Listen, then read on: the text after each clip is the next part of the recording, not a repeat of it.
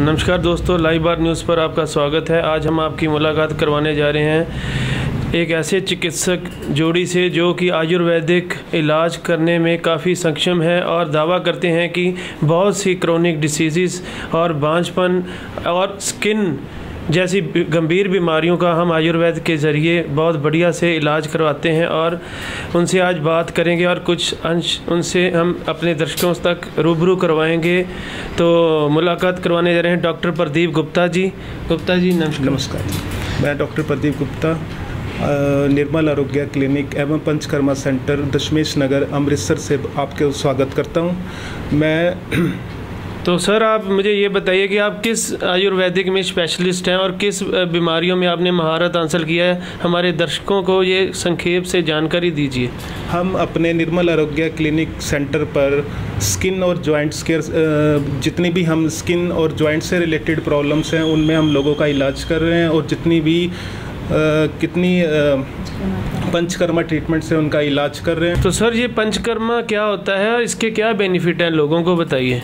पंचकर्मा 5 विधियां हैं जिसके थ्रू हम पेशेंट्स के जो बॉडी में टॉक्सिन्स हैं उन्हें हम बाहर निकालते हैं, जैसे कि वमन, विरेचन, रक्त मोक्षण, बस्ती और नस्यकर्म। वमन क्रिया जो हम शरीर में कफ दोष बढ़ जाता है उसे हम उल्टी के रास्ते बाहर निकालते हैं, जैसे कि उद्र जत्रुगत।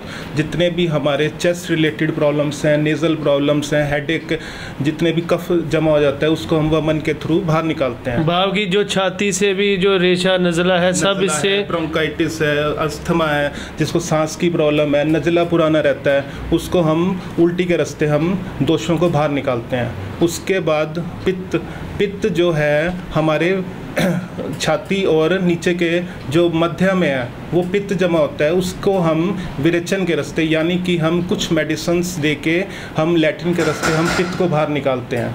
उसके बाद आता है वात दोष।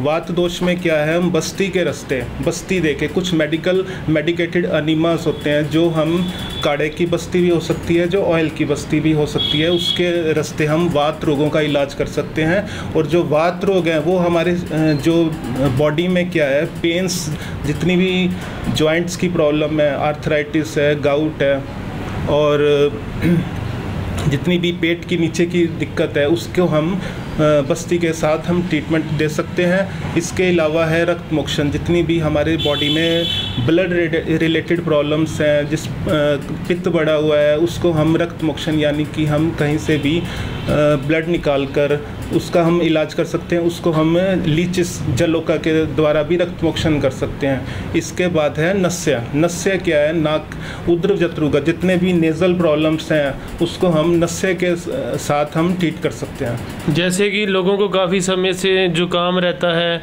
नाक में दर्द, हड्डी का बढ़ना, वो भी इलाज इसमें संभव है। हड्डी बढ़ना है, नाक नज़ला रहना, नाक बंद होना, हम नेज़ल जितनी भी प्रॉब्लम्स हैं या हेडेक रहती है, माइग्रेन है, उसको हम नस्य क्रिया द्वारा, जिसका क्या है, नाक में ड्रॉप्स डालना, ठीक है, और उसके साथ हम नस्यक्रम के द्वारा उनका इलाज कर सकते हैं। तो प्रदीप जी, जैसे आपने बताया कि आप चर्म रोग भी बहुत बखूबी इसका भी ट्रीटमेंट करते हैं, उसके बारे बताइए क्या विशेषता है कि चर्म रोग जल्द से जल्द, क्योंकि आजकल जैसे वातावरण बड़ा प्रदूषित हो रहा है तो लोगों को चमड़ी का रोग बहुत फैल रहा है, उसके बारे बताइए। खुद चमड़ी के रोगों में जैसे कि लोगों में क्या है कि जब भी कोई दिक्कत होती है उनका 2 ही कारण है, एक तो स्टेरॉइड्स ले लो या स्किन की एंटी एलर्जिक ले लो। लेकिन हम जो आयुर्वेद के थ्रू हम क्या कर सकते हैं, पंचकर्मा के थ्रू भी हम उसका ट्रीटमेंट कर सकते हैं। और कुछ मेडिसिन्स इतनी आयुर्वेद में हैं जिससे हम एक्जिमा है, सोरियासिस है, उसका हम इलाज कर सकते हैं।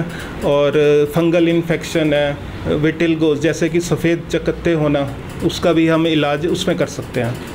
तो ये थे हमारे साथ डॉक्टर प्रदीप गुप्ता जी, और उनके साथ मैम बैठे हैं, मैडम डॉक्टर पूनम गुप्ता जी। हम उनसे भी जानकारी लेंगे आयुर्वेदिक के बारे में। मैम, आप किस चीज़ का मतलब कौन सी बीमारी की स्पेशलिस्ट हैं, उसके बारे बताइए। मैं अपने निर्मल आरोग्य क्लिनिक पर इनफर्टिलिटी एंड गायनेकोलॉजी, इन सभी जितने भी इसके अंतर्गत जितने भी रोग आते हैं उन सभी का आयुर्वेद के थ्रू ट्रीटमेंट करती हूँ। तो आजकल जैसे देखा कि महिलाओं में बांझपन की बहुत ज़्यादा मतलब ये बीमारी फैली हुई है, समाज में देखा कि मतलब बेऔलाद जोड़े बहुत हैं, इसकी क्या मुख्य समस्या क्या है? देखिए आखिर कारण तो बहुत सारे हो गए हैं। जो हमारा लाइफस्टाइल आजकल का हो गया है, हमारा खाना पीना इस तरह का हो गया है, देर से उठना, देर से सोना, जंक फूड बहुत ज़्यादा, ये बहुत सारे कारण, एसी का बहुत ज़्यादा यूज़ होना, हर जगह एसी यूज़ करना, और हम लोग बिल्कुल नेचर से कट आउट होते जा रहे हैं। ये बहुत ही छोटे छोटी बातें लगती हैं लेकिन बहुत बड़े कारण बन चुके हैं, जिसकी वजह से लेडीज़ में, फीमेल्स में हार्मोन्स के इम्बैलेंस हो जाते हैं और जिसकी वजह से आगे बांझपन की समस्या बढ़ती जाती है। तो इसका आप ट्रीटमेंट इनफर्टिलिटी का कैसे करते हैं? इनफर्टिलिटी का ट्रीटमेंट पर सबसे पहले हम देखते हैं कारण क्या है पेशेंट में। बहुत सारे कारण हैं, पीसीओडी है, सिस्ट तो नहीं बन रही, एंडोमेट्रियोसिस आजकल बहुत हो गया है पेशेंट्स में, या फिर किसी की एंडोमेट्रियम अच्छी ग्रो ही नहीं करती, एग बन रहा है, प्रेगनेंसी हो रही है लेकिन बाद में वो टिकती ही नहीं प्रेगनेंसी, अंदर उसके बच्चेदानी के अंदर इतनी ताकत ही नहीं है, उसके अंदर एंडोमेट्रियम इतना स्ट्रांग नहीं है कि वो उसे एक्सेप्ट कर पाए। तो बहुत सारी कंडीशंस हैं अलग अलग। कई लोगों को, महिलाओं को प्रेगनेंसी तो हो जाती है पर 2 बार 3 बार 4 बार उन्हें एबॉर्शंस हो जाते हैं। इसके भी कई सारे कारण हैं। तो कारण क्या है उसको देखते हुए फिर इनफर्टिलिटी की ट्रीटमेंट की जाती है, जिसके अंतर्गत हम लोग सबसे पहले पंचकर्मा थेरेपीज़ करते हैं, कुछ मेडिसिन्स देते हैं। पंचकर्मा मेडिसिन्स के थ्रू हम पेशेंट की पहले डिटॉक्सिफिकेशन करते हैं, उनके जो दोषास इम्बैलेंस हुए हैं उनको नॉर्मलाइज किया जाता है। फिर उनको जो उनके एग हैं, स्पर्म्स हैं हस्बैंड के, उनको अच्छा ग्रो करने के लिए, उनकी क्वालिटी को अच्छा करने के लिए हम लोग बीज दुष्टि, जो बीज दोष को मतलब दूर करने के लिए उसके संस्कार को करते हैं।